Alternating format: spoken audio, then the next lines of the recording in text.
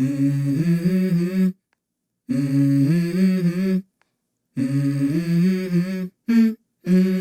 go. Sunderland played host to Birmingham City, who sacked manager John Eustace for winning the derby against West Brum, with them sitting 6th in the division. They replaced him with Wayne Rooney from DC United. Rooney has since lost 3 and drawn 1, and Birmingham have fallen to 15th place. And things did not look like getting any better for them today. In most metrics, Sunderland looked like the more dominant team, scoring more goals, dominating field tilt significantly. Field tilt is a measure of possession a team has if we only consider pressure in the opponent's final third. This is a more useful measure of possession and can tell you that we would spend considerably more time attacking than Birmingham would do. All this seemed to point to a Sunderland win. But Mowbray didn't have it easy. With Sunderland's first choice centre-half pairing suspended and a late injury to Dennis Sirkin, it meant a late start for the god of Atlantis. And so we went into the game against a team desperately in need of a win, with full debuts for 2 20-year-olds as our centre-half pairing. Not ideal. And if you want to see a compilation of all the touches for Jensen Sealed and Nectar Triandis, then you can click on the links at the end of this video.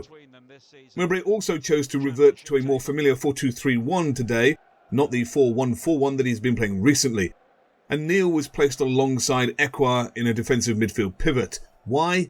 Because Rooney has Birmingham pressing higher up the pitch more than most teams who come to the Stadium of Light. So Mowbray felt a little more protection for that back two might be needed today.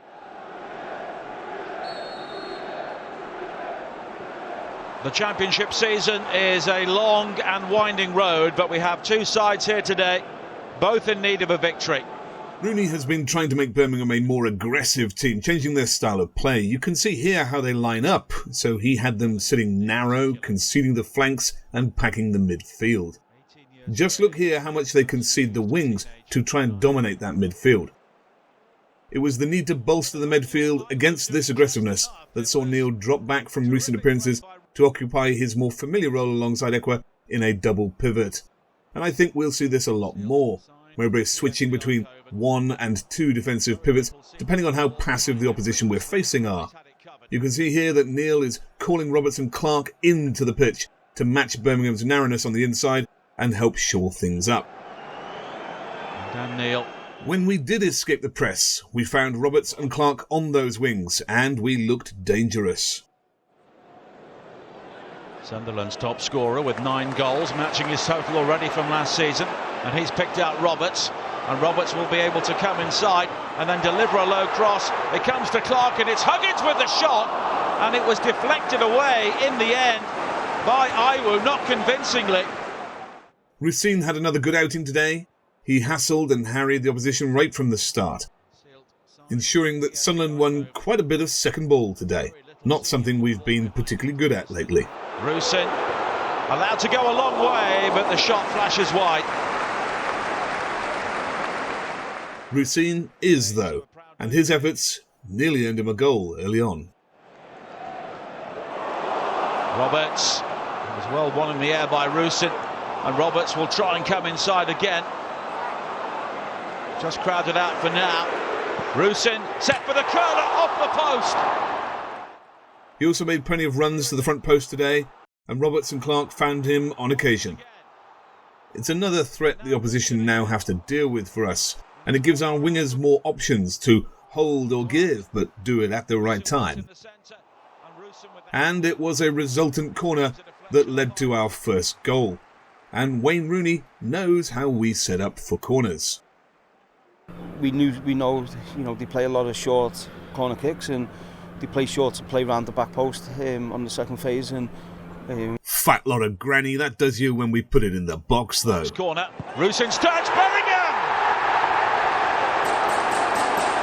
Well, it's the Birmingham fan who has given Sunderland the lead. But to be fair to Rooney, we have indeed been playing short corners for some time now, and this is part of a wider trend in football to try and make these set pieces more productive. Only about 3% of corners lead directly to a goal, and it's not even our strength. I have spoken at length on this channel about why it makes them more difficult to defend and why we use them in multiple previous videos. But today, we came up against a team that set up specifically to try and prevent our short corners. You can see here that Roberts and Neil are marked out of the short corner and the ball is unlikely to make its way direct to Equa from this distance, but even if it did, there's cover for that. So today we put it in the box, where now there is a lot more space than usual because of them marking the short. It will only be these players who directly compete for the ball. But here we see the emergence of a game plan where previously we haven't seen one before. Rusyn and Job are here to fix defenders in place. Now look at Hume and Atlantis here. They are all set up with Sealt to look like they're going to attack the back post from a short corner as usual. Only Sealt ends up making this run. Atlantis runs to the front post, along with Rusyn, wrong-footing the Birmingham defence and leaving acres of space for a flick-on. Rusyn does flick it on, and it's Bellingham who picks up the loose ball to volley it into the back of the net. Look how much space Hume and Bellingham end up in here. Clever touch, and Bellingham unmarked. Just had to guide the ball in. This was not a one-off. They had tried this earlier. Watch here. Sealt, Atlantis and Rusyn make the same runs, and on this occasion it's Atlantis who is totally free in space, but the corner is poor to begin with. And then again in the 21st minute, the same setup and execution. When the short corner is cut off, the same runs, the same result. We have two men free in the centre.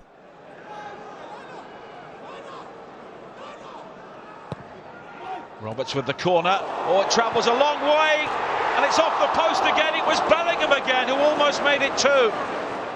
It's another poor corner here, but the ball makes its way through anyway, and Bellingham really should turn that in. It's a free shot. Nevertheless, it's good to see some more thought going into our corners in training, giving us more options. With 20 minutes gone, we have now had 70% of the ball and 9 shots on goal. We were playing well. For the second time. But Birmingham got their chances. Here we don't compete for the second ball, and Birmingham subsequently move it wide. Roberts is down for Sunderland. Here is Bakuna. Sunderland with... Clark cannot press here because he can see too many of our players who would aid the press are out of position, so he must drop back with that winger out wide. He doesn't. He loses sight of him. Hume can clearly see the situation develop and makes probably the only choice to go with the runner. Neil or Clark, as closest, are going to have to turn and deal with Koji Miyoshi. But Miyoshi plays a quick ball and Laird has the beating of Hume on the turn. And it takes Huggins to clear off the line. And the shot fired towards goal by Stansfield, and in the end it's cleared off the line. It was... Sealt is a bit slow to realise here that he should be tracking Burke, and we nearly concede. Sloppy tracking from a couple of the lads there. Niall Huggins, though, had an excellent game all round today. Look at how immediately after this clearance we break, and who covers the most ground the fastest to offer themselves an attack at the other end of the pitch? It's Huggins. Clark may go alone. In the end, Sanderson and Iwu do just enough. He defended well and presented up the top of the field repeatedly today. Here, play by Roberts initially, and it was laid back to Huggins, and Iwu may be off balance, just managing to... And here. Clark. Rusyn waits in the centre, and Rusyn with the... Here in the second half, we lose the ball to Birmingham's press, and it's Huggins who is covering. Standard. But watch his nous after this back pass. He's always looking around him. He finds space and sees a chance to play out and directs Equa for the 1-2. And after this, he shifts into position, covers the pitch and makes himself available again. It all looks easy for him. Everywhere he was today, Huggins was excellent. It's great after his injuries to see him developing as a quality player of late. Birmingham's aggressive press did cause us trouble again shortly after this though, and Atlantis dawdled on the ball. Patto is required to react quickly. Nectar, you're going to have to be a lot quicker than that in this league, Sonny Jim. It was a classic pressing trigger that then saw us lose the ball again moments later. Equa is isolated and Birmingham spring on the opportunity. Burke moves excellently to cut off the only available pass to Dan Neil, and we are undone by a simple ball. Sunderland with a dominant start, but Birmingham are genuinely back in the game now. Miyoshi. And the Challenge comes in from Atlantis, but here is Stansfield and Miyoshi equalises.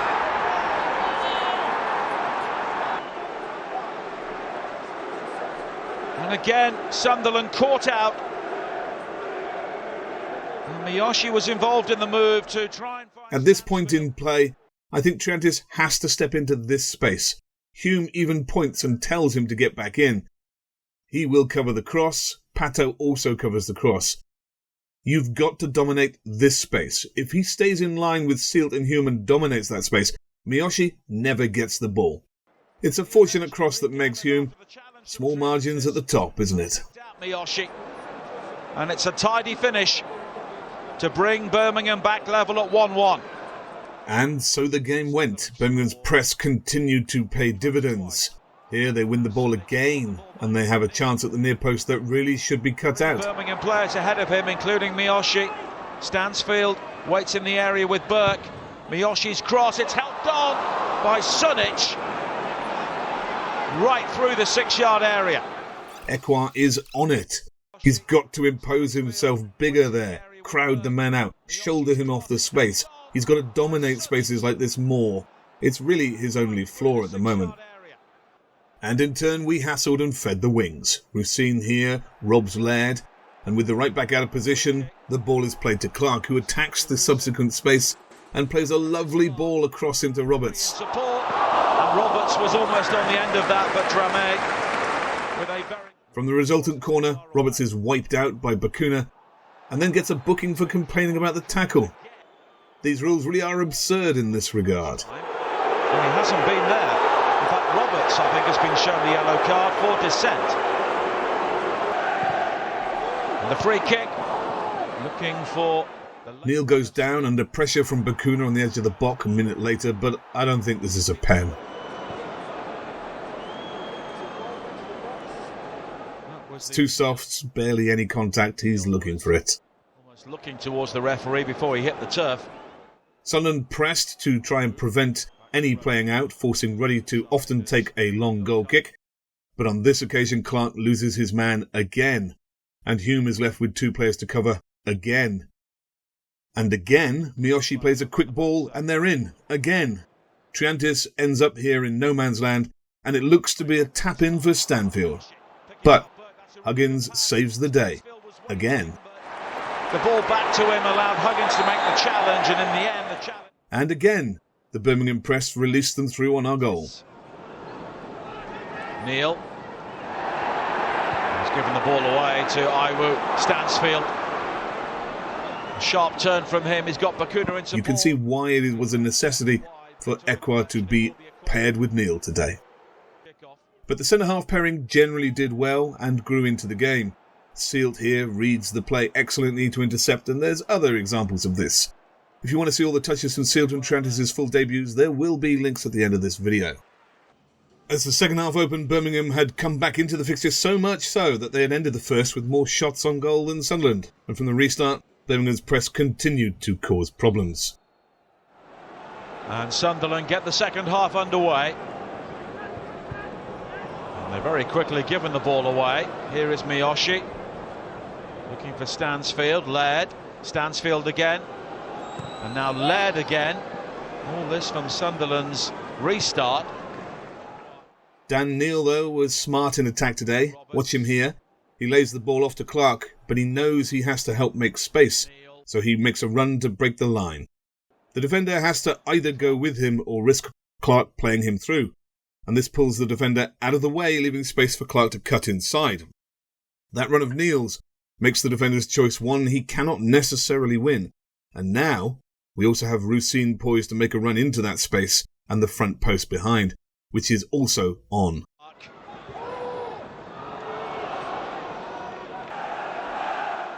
You see Neil stretching to offer the same choice here. And now Sunderland can turn the ball over again quickly. And it frees Roberts with a one-on-one.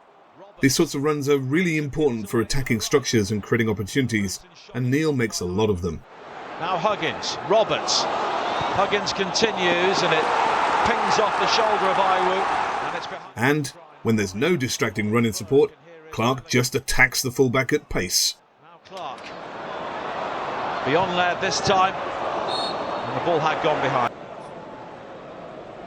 But just as they did in the first half, Sunderland are offering much more here going forward, and no doubt that ball had gone. And it was that man Huggins who won the corner for Clark and Roberts to subsequently play a short one this time. And they do have a corner to be so far. And hang the ball at the back post like we normally do. Now Roberts, Hume, keeping the ball alive! And it's scrambled in. And it's Triantis, the player who only learned he was playing a few minutes before kick-off. And now he's scored his first Sunderland goal. No one's quite sure who got the final touch. Hume does well to keep it in, and then Triantis piles in through on the opportunity to almost score his first goal. And the clearance from Aouchiche seemingly deflecting in off Triantis. Still, if he doesn't go for this, then we don't get the goal. Old school pressure on the keeper. Gan on. And then it's in off Sanderson, it's an own goal. Shortly after the restart, Abdullah Bar came on for Nazari Rusyn, whose impact had lessened as the game progressed. And almost immediately he was through and spread it out to Jack Clark. Confirmation of that change. And again, watch Neil's run here. As soon as he gets the ball to Clark, he knows what he has to do, and when no defender follows his run this time, Clark plays him in. It's such a simple principle, and one that we generally do quite well as, but it's worth pointing it out so that you notice it.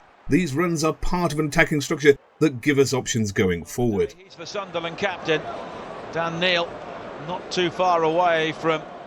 As Birmingham looked to get in on the game again, Mowbray looked to bring on some attacking subs and return the pressure with fresh legs. Mayenda came on for Roberts and Aouchiche for Joe, and almost instantly the pair were involved. Clark robbed the ball and set up upfield with Mayenda and Aouchiche ahead of him. He played it wide to Mayenda, and that is a decent ball across the box. Was waiting, but it deflects through to Ruddy. Ekwar and Aouchiche sustain the pressure and feed Jack Clark again. Clark in the sort of area he really loves, but it's deflected behind off Sanderson. Even when Birmingham had the ball, that man Huggins was there to break it up. How does he have the energy to go from bottom to top on a run again, with 75 minutes of the game gone? He sprays it wide to Clark, who drops a shoulder, gets past Laird, and Aouchiche attacks the box to get on the end of it. We've seen that so often. Now on the outside, delivers the cross, and it's finished by Aouchiche. And the young Frenchman has his first Sunderland goal. Guerin. Well, he was very highly thought of at Paris Saint-Germain, but moved away.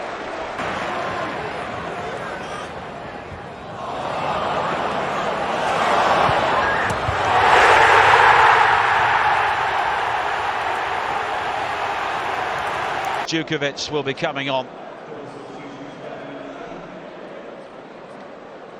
Much about the way he plays, Mason Burstow. With a few minutes to go, Clark was substituted for Mason Burstow as Mowbray continued to look to attack. And Burstow almost outdid Aouchiche by going close with his first touch. Cross in towards Burstow. Well, that was his first touch, and he forced the save from Ruddy. As time drew up, Aouchiche battled to win the ball. I love this guy, he only ever seems to go forward. He fed Mayenda, who charged at the Birmingham backline and easily fashioned a chance. For an 18-year-old, he looks like another great purchase. Well, he almost scored his first Sunderland goal as well. The referee added 6 minutes on, and Patto was at last called on to make a genuine save this half from a Djukovic half volley. Sonic, Djukovic! Good save from Patterson. Not content with that, he juggled the ball out of his area and set Burstow and Bar on their way. A long way, and in the end, realised he was outside his penalty area. Abdullah Bar is a great runner with the ball, but he really should release the ball here to either Burstow or Aouchiche. He takes one too many touches though, and the chance is gone. Think about how quickly Miyoshi released his passes for Birmingham to good effect. But Sunderland weren't done yet. Burstow attacked well with the ball. It's a bit too much head down though. In this game, but not really enough. Burstow. See that run from Barr there? And a minute later, Barr showed great skill and strength to provide Burstow with a lovely curled effort. Barr able to turn. Burstow's curler. That's close. And that was that. We were back up to 6th place with a solid win. And the team on the pitch that finished the game had Niall Huggins as the oldest outfield player at just 22 years old. That is staggering. Our central defensive pairing had some moments of concern, but many more that were well managed. Seelt looks much more solid and positionally better than he has been recently, and Atlantis grew into the game well. With the pair of them only 20 years old facing an aggressive press, they both did pretty well. And if you want to see all their touches from their first debut, then click on the videos at the top of the screen now, and I'll see you next time.